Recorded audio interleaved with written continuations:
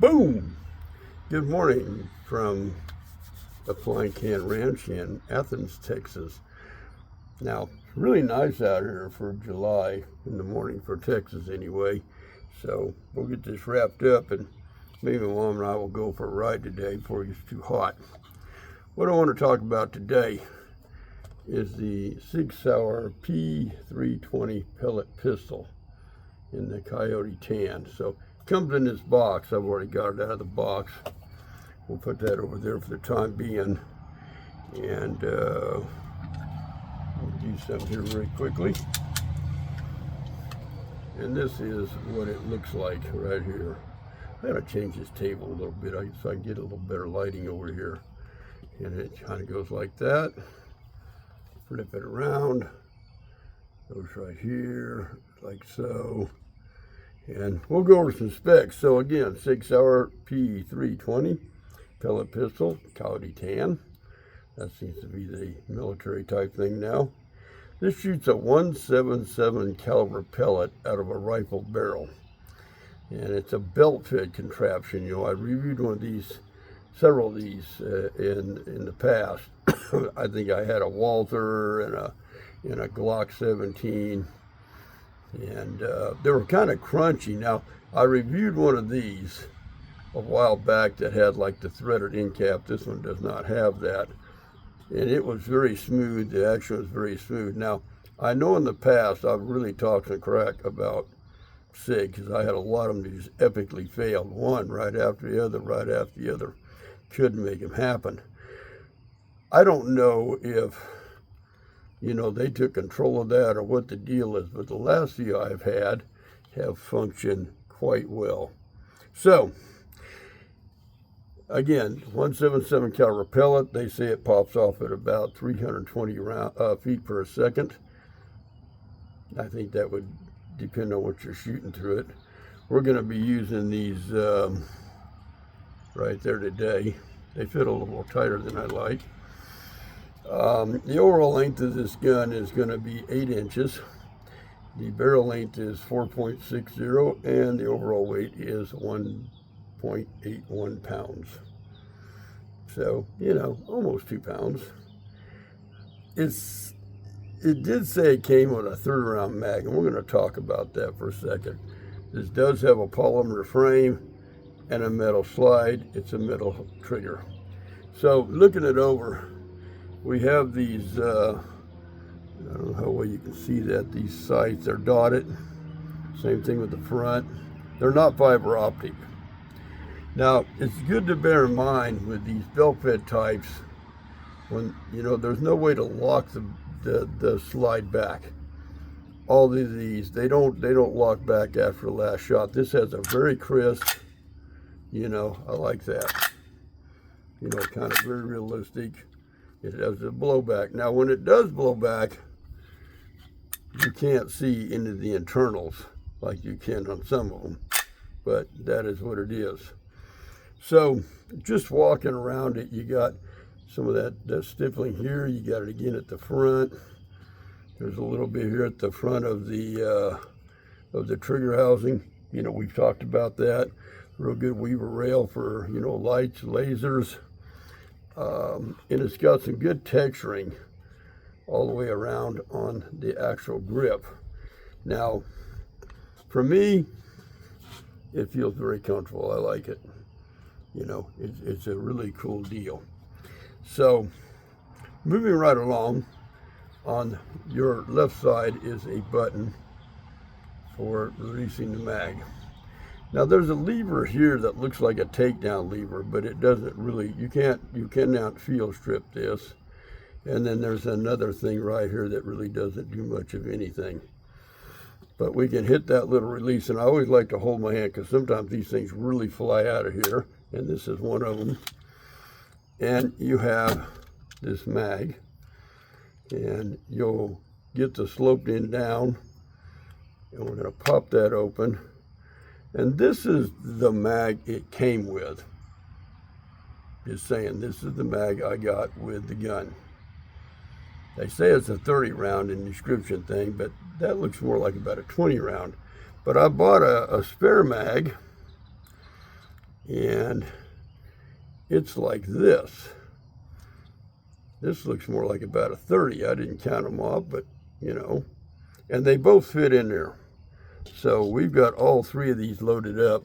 Now, it's pretty simple to just take a pellet and you just drop it down in each one of those little holes. You want to go nose first, you know, so remember this will be angled this way. Your hatch is open. Go nose first, force it down into force it. I like to go right, left, right, left, rotate it, and we're pretty good to go. So that's pretty much all I can tell you about this part of the magazine. And then you shut your little hatch down, clip it shut, and put it back up in there. You're good to go. Now, CO2 wise, I'm redoing this video because I really made some screw ups on the last one because I had something else laying around and got distracted. You're going to grab this here and you're just going to kind of pull that off. You're going to turn this piece right here, and this flips back up. That's important. You're going to wrap that down like counterclockwise. You can drop your CO2 in clockwise until it pierces. Don't over tighten them because you really jack your seals up doing that. Always put a little oil on the end of the pellet, and then we're going to fold that back up, and then you should be able to line your door up and push it right back on. There you go, ready to go.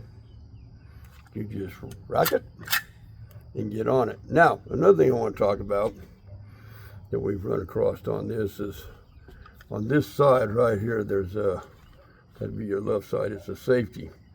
And if you can see it, there's a little red dot right there. If I push that back, it's in, whoops, my finger works. If I push that back, it's in safe. Now, something I did when I was trying this out for the first time, I'm like, clack, clack, clack, clack, clack, and I'm like, hey, the thing ain't doing nothing. So I'm used to when you have a safety on that the trigger locks back. It just stops somewhere, but this doesn't. Also remember, these slides do not lock back on the last round. All the belt feds are that way. But now if you push your safety forward, then you're ready to rock and roll. So if you pull it back, like so, you're in safe. Push it forward, you're on fire mode. So pretty much about all I can tell you about it. Like I said, it's got some good stippling all over. Polymer, this is metal, the trigger is metal, the sights are not adjustable, and again, it doesn't lock back on the last round. But I find it to be quite comfortable, and I can hold it pretty well, you know. So I would imagine this would be, if you had the real deal, you could do a lot of practice shooting for like cheap. You just got to get used to it. Now, you also have to remember, this trigger does two things. As you pull it back, it's ratcheting that belt around. And then as you continue to pull, then you fire. You come back till it clicks, you're going to ratchet your belt and fire. Now these have been pretty smooth. I just, did a review on one of these that was compared to my Walther and my Glock 17, they're pretty chunky. These have been pretty smooth. Now, I have talked a lot of smack about SIG because like every one of my had epically failed, really failed. I don't know what's happened, if they took control of that or what, because I swore up and down I would never ever own another SIG. Seriously, you watch some of my back videos, I talk absolute trash about SIG Sauer. I challenged them to send me something, never did, but at any rate. So I thought I'd give these a try, and I've had good luck with them. Now, I did get one the other day from, I think it was Academy Sports, and it did not work out so well. I took it back to Academy. They didn't have one to replace it with. I paid an extra $29, bought something else we're going to review, and then I ordered another one from eBay, which oddly it came in from Pyramid Air, and that one works pretty dang good. So I'm not complaining about that. So I tried it out last night, and it just racked it right on off. So just got a bad one. That just happens, like a lot of things, you know. So we'll just look at it real quick, like that, like that. The business end of it, like so. Now I'm gonna say again, I know I'm very redundant about this, but you know, don't go walking around, you know, displaying this in the public, because they look very, very real, and that could end very bad, you know. I actually saw a dash cam vid where a guy pulled a gun on the cops. You know, he was running, and he finally got knocked off the road or pulled over and walked off, and he was acting very strange. And he was aiming a gun at the cops, and then he'd put it down. He was aiming at the cops. You got 5 cops aimed at you right now with clocks and SIGs or whatever. It was a really stupid move on his behalf. As it turned out, it was an air pistol. That's what it was. So I'm just saying, use your mind, you know. And I've seen a lot of videos about using these for self-defense. I'm kind of out on court on that. I guess something's better than nothing. But all in all, I would, you know, I've reviewed a couple of ones that shoot out pepper balls and stuff, maybe in that realm. But as a training gun, or for someone that's never handled a gun, this would be a good option. If you have the real deal, you can train real cheap. So that all being said, we're going to put together a shooting review, and then we're going to see how this thing works out. Now, bear with me, I've only shot it once, so I've already got some targets taped up this box over so it don't run away from me, and we'll see what it does. So in the meantime, I'll get this posted, I'll get the shooting review made. It's nice enough, I think Mom and I can maybe jump on a bike and run off for a couple hours. So we're going to push that agenda forward. And I had a ceiling fan fall out and smash me in the back the other day, and I'll probably have to get that put in today or tomorrow. I'm really looking forward to that for some reason. But that's how we do it at the Flying Can Ranch. We'll get right back with you later.